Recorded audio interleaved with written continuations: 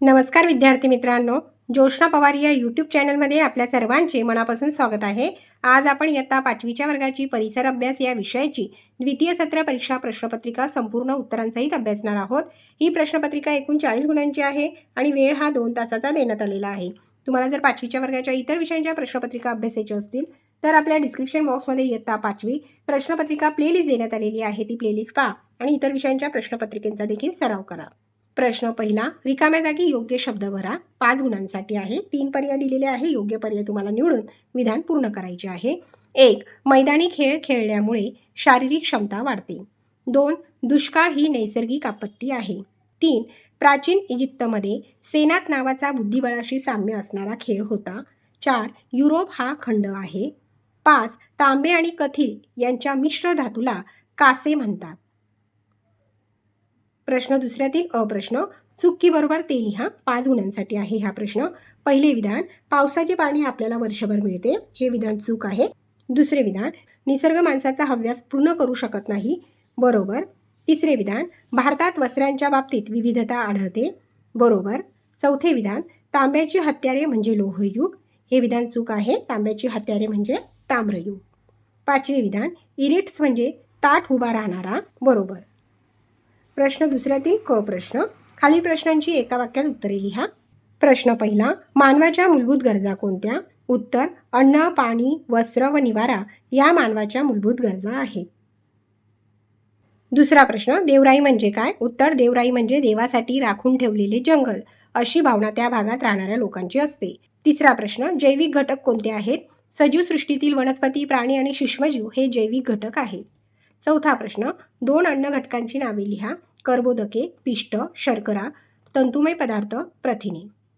प्रश्न तिसऱ्यातील ब प्रश्न, पुढील प्रश्नांची 2 ते 3 वाक्यात उत्तरे लिहा। 12 गुणांसाठी आहे हा प्रश्न।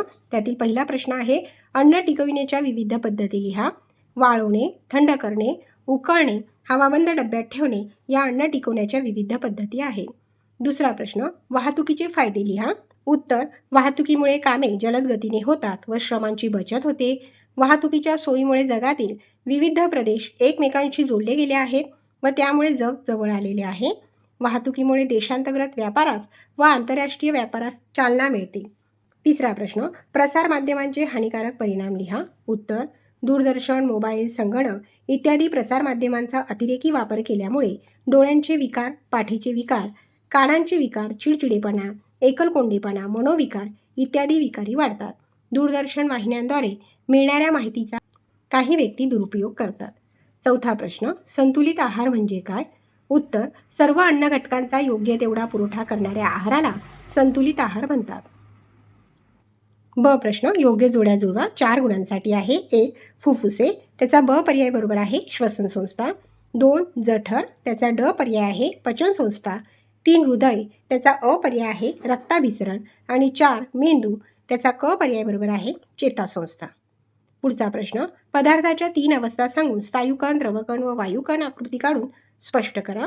उत्तर, स्थायू, द्रव आणि वायू या पदार्थाच्या 3 अवस्था आहे। आपण आकृती अभ्यासू। या ठिकाणी आकृती आहे, बर्फ स्थायूमधील कण, पाणी द्रवामधील कण,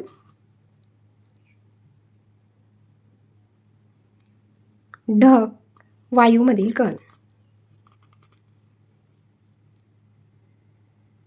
पहा विद्यार्थी मित्रांनो, या ठिकाणी आपण इयत्ता 5वीच्या वर्गाची परिसर अभ्यास भाग 1 व 2 द्वितीय सत्र परीक्षा प्रश्नपत्रिका संपूर्ण उत्तरांसहित अभ्यासली।